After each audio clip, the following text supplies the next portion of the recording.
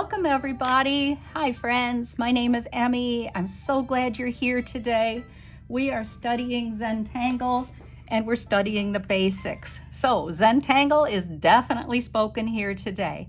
Today we're going to create an introductory tile with some of the very first patterns that were taught to anyone because they're so much fun. And so we'll talk about some other details of Zentangle as we're working together. So it's Zen, getting our zone and relaxing, and tangling, which is what we're going to do today. And as I've mentioned in the other video, we're going to use our best supplies we have. I have archival ink and I have my nice Sakura pens, and so that's what I'm going to use with you today. I'm going to use my 4B pencil and my blender stump. I'm also going to use my best paper that I have. I happen to have a Zentangle tile, and that is a very soft paper, 140, hot rolled. And that means that it has a bit of a nub, but not too much of a nub. I'm going to turn over my paper and I'm going to start with creating a string. And that's the first thing you usually do because you're looking at this huge canvas. It doesn't seem very huge, but it is. And I'm going to use a top of a milk jug and center it the best I want and can. And then I'm going to make a circle around it. This is going to be my string today. I'm going to put my dots in the corner of each section. And then I'm going to connect them wonky style. Everybody likes wonky style because it's just fun.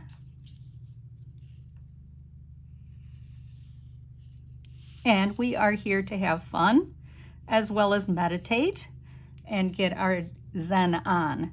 So once I've got my string, I'm going to add some more in here. I'm going to divide this up in a way that's called Hollibaugh. So with your pencil, actually let's switch over to pen. With your 01 pen or whatever pen you have handy, I'm going to make a line with my pen. I'm going to do the Hollibaugh, which means I'm going to pretend it's underneath and coming out the other side. I'm going to do that right next to it. I'm going to create an aura right next to the first line, come out the other side, just like I just did. Make an aura. So I'm going to turn this paper so that I always keep my work in front of me. I want to end up creating 5 or 6 sections. So I'm going to lift my pen here again, come out the other side. Maybe this won't be quite as wide as my last one. I don't know. I'm kind of going with what I feel like, and I hope that's what you're doing too. You don't have to do what I do, please. Know that your way is just as good. I'm kind of looking this over, like where do I want my next division to be? I'm going to divide, lift my pen, come out the other side. Not too wide. And then I want to create something maybe on a diagonal. So I'm going to lift my pen, whoop, run into it, out the other side and over here. Do it again. Lift, not much there, and out the other side. And let's do it again. I really am enjoying this. I hope you are too. I'm going to aim for that area there. Lift, lift again, out the other side, again. Sometimes I like to put curvy lines in, but for today, I think this might be quite enough, and that is called Hollibaugh. So next thing I'm going to do is make an interior line here that follows along and auras my other line.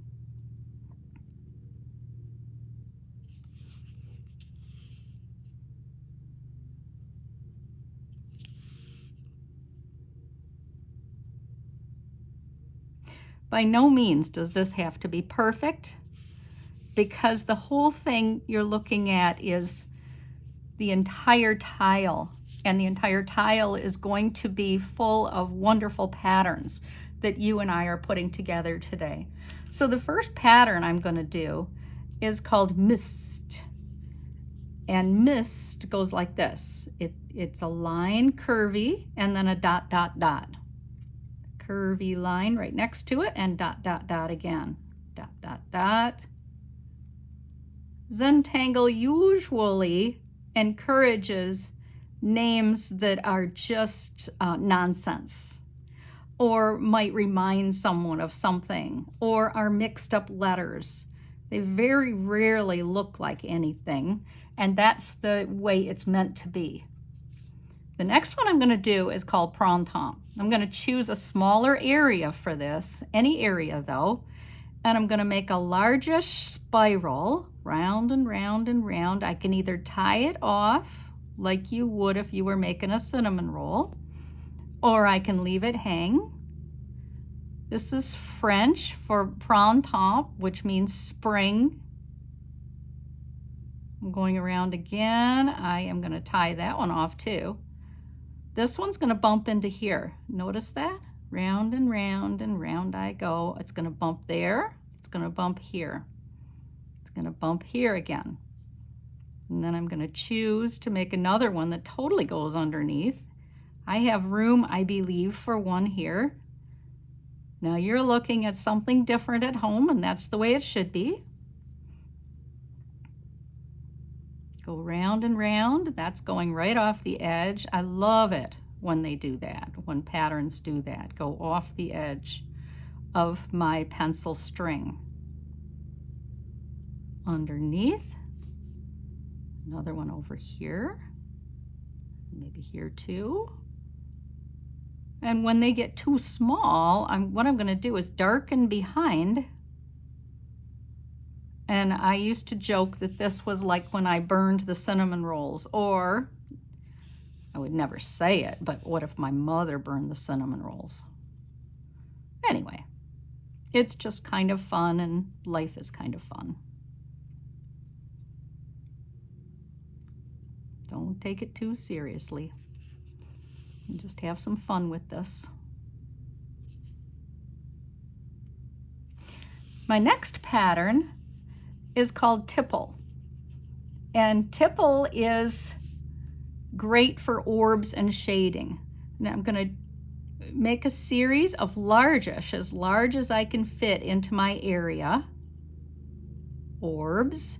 You can call them circles. Usually in Zentangle we call them orbs, though. This is why. Because it's very easy to be critical of ourselves and try to have something look like a circle, which we humans would have a hard time doing. It wouldn't look like a circle. It would look like an orb, and orbs aren't perfect, and neither are you and I. So you're going to be bumping into the walls, going underneath, lifting your pen in Hollibaugh fashion a lot.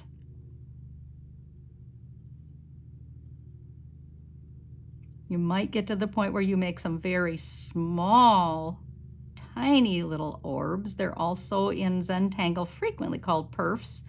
Or you might decide to use that lovely pen and work it real light. Just tickle the paper.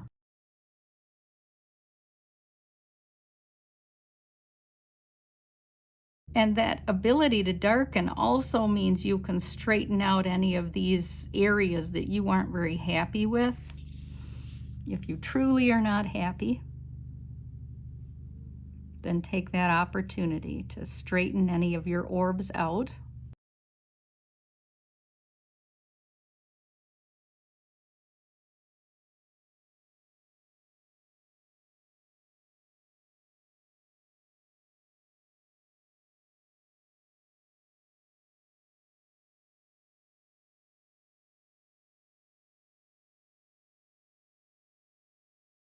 Let's take another region, and what I'm going to do is put a pattern in here that is a grid pattern. It's called Bales. It's really quite elegant looking. And put it in any of your largish area. But what I'm going to do is come here, lift my pen, go out the other side, and maybe a ½ inch from the last one, I'm going to make another line, and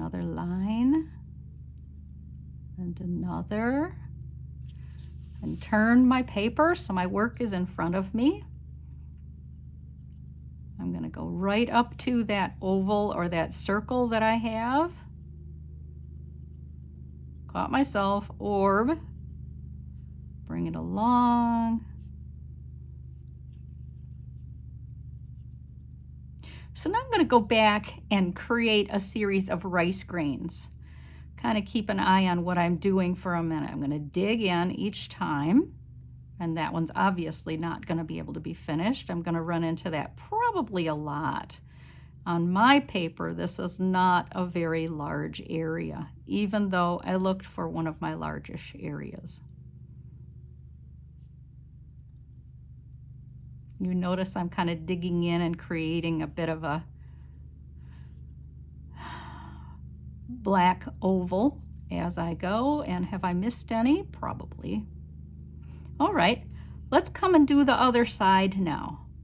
This one does not quite end there. This is such an elegant tile.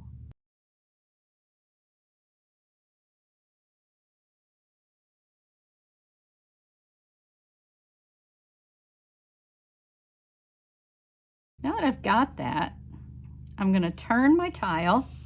I'm going to go the other direction. Kind of watch just a second. I'm going to see I've got a half of one there, whole one here, and again. So I'm going to complete all of one direction and then come back and complete the other direction.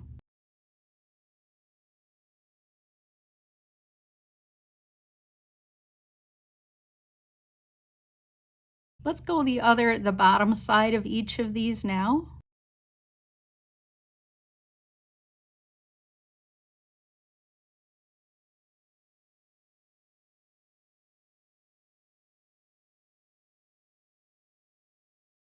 I think that's just lovely. I hope you do too. It's called Bales. The next one we're going to do is one called Crescent Moon. I'm going to choose a large area because I just love this pattern. Crescent moon is neither a crescent nor a moon. It is kind of a half moon. I kind of like to call it something different than that, and I would love to hear you put down what you would call it. I'm trying to make these the same size all the way, but that is not necessarily going to happen. See, for instance, right there.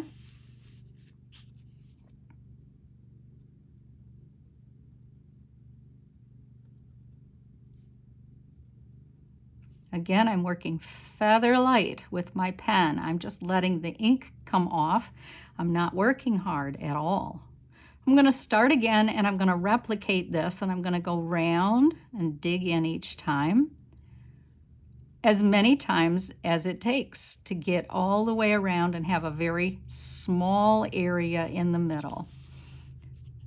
This repetition is a way to definitely get your zone on, and you might decide to pause me here so that you can just take your time and enjoy the moment.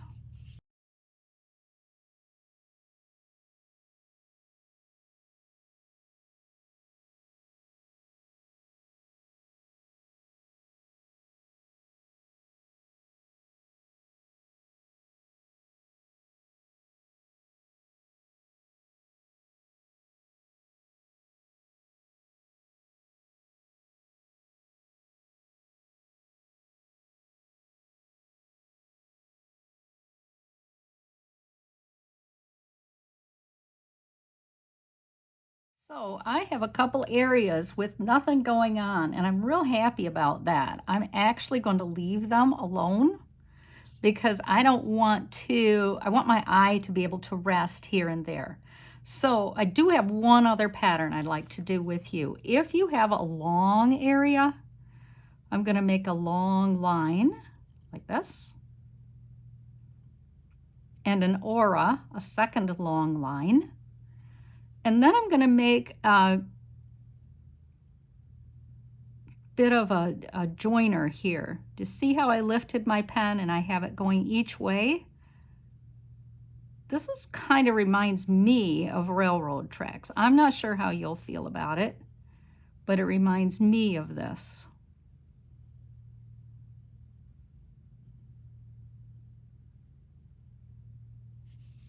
And I'm going to do it the other direction. One thing I want to urge you to do is not to try to line these up. They won't, and it'll just make you crazy. So just come along here with some diagonal lines. And as I mentioned to you, I'm going to leave a few of these open. I'm just going to put some smallish black dots in maybe the one and the other.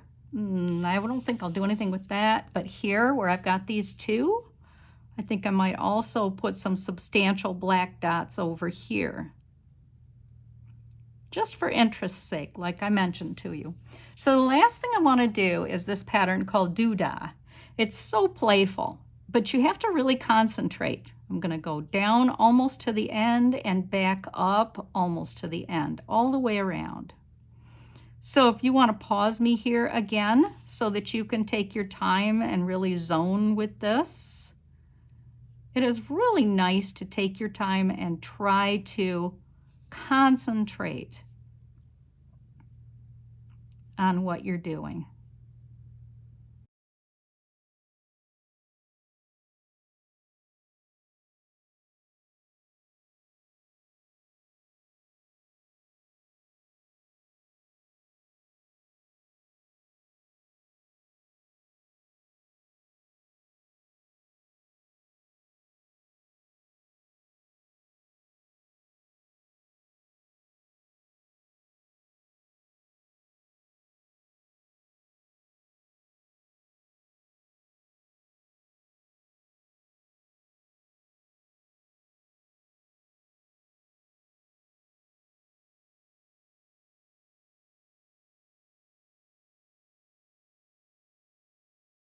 Didn't that end up nice? So that's my tile. And the next thing I want to do is cap my pen and grab my blender, or my pencil and my blender stump. And I'm going to come along with my first couple of lines that I did. I'm going to come around on either side with a kind of a bit of a dark pencil, and the pencil is not like a pencil this time. This time I'm trying to grab the graphite out of it. And I want this waistband or belt pattern to just lift up. So to do that, I'm going to have to make a line underneath that is like shading. Shading in Zentangle does not have a direction. It does not worry about the light. So I'm going to get a little shading on either side of this fun Bales pattern. And the other direction too. At the end, I'll come through with my blender stump and I will smudge all of this pencil lead that I've just been doing.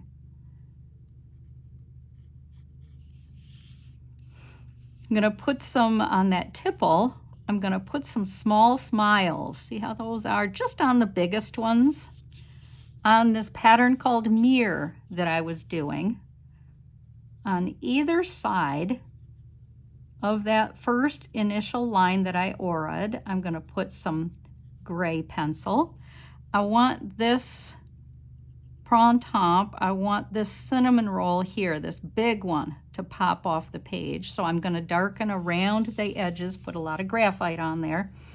And on this crescent moon, I'm going to dig into each of these areas that seem like folds to me.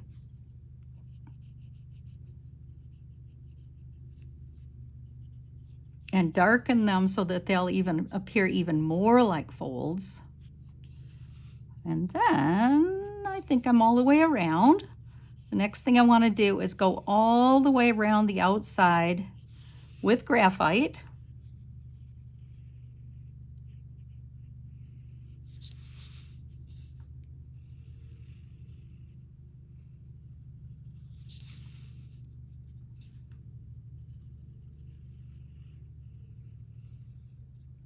And I want this in the middle here where I have this Doodah. I want this to seem like a pillow. To get that to have a pillow effect, I need to come around the inside, and then I want to go around the outside. And that will also give the effect of lifting this off the page.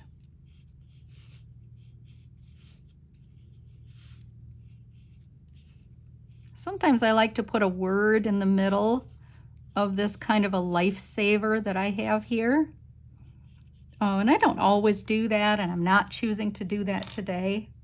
Grab my blender stump, and everywhere that I put that wonderful bit of graphite, I'm going to push around and get some shading, or spread the graphite around so that it helps me create a third color, the gray. And the smiles on my tipple, isn't that a hoot? That's so much fun. And then right along here where I have this bit of shade, I'll also do the bit of shade here. And you see I'm just pushing it just as fast as I want.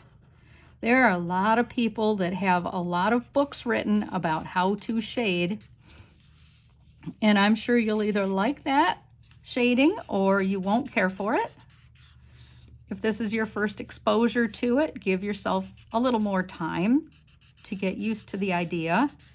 And if you want recommendations of good books, I would be glad to give you advice on that. Just email me or text me, or subscribe to my channel, of course. Let me get that shading on. I'm trying to make sure I still have my basic color on here of gray. Now in the middle, I'm going to do something a little different with my shading here, because like I mentioned to you, I want this to be like a pillow. So we come around here and I'm going to diffuse it. See how I'm having it go toward the middle? That's going to help this diffuse. There. The last thing I want to do is go back and grab I'm going to grab my smallest pen, and I'm going to put my name on here. Wherever. This is an abstract tile, and I'm going to put it just somewhere on here. I'm going to be sure to sign the back, and I would typically date this.